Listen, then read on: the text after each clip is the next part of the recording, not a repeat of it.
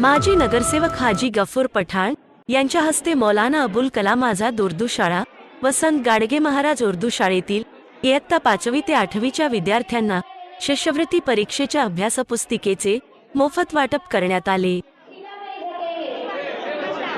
या पुस्तकांचे संपादन आदिल पब्लिकेशन पुणे यांनी केले आहे। गेल्या काही वर्षांपासून शिष्यवृत्ती परीक्षेचा निकाल चांगला लागला नाही।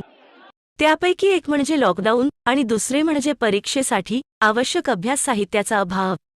आदिल पब्लिकेशनने विद्यार्थ्यांच्या समस्या सोडविण्यासाठी अभ्यासपूर्ण पुस्तक संपादित केले।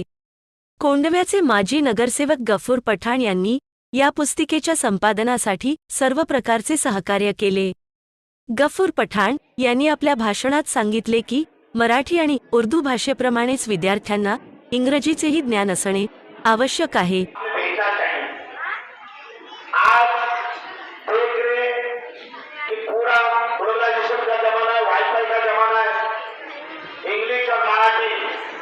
दोनों की जरूरत है भाइयों। हम उर्दू मीडियम में पढ़ रहे हैं, बिल्कुल दीनी और दुनियावी दोनों तालीम चाहिए। साथ ही साथ इंग्लिश का जमाना है।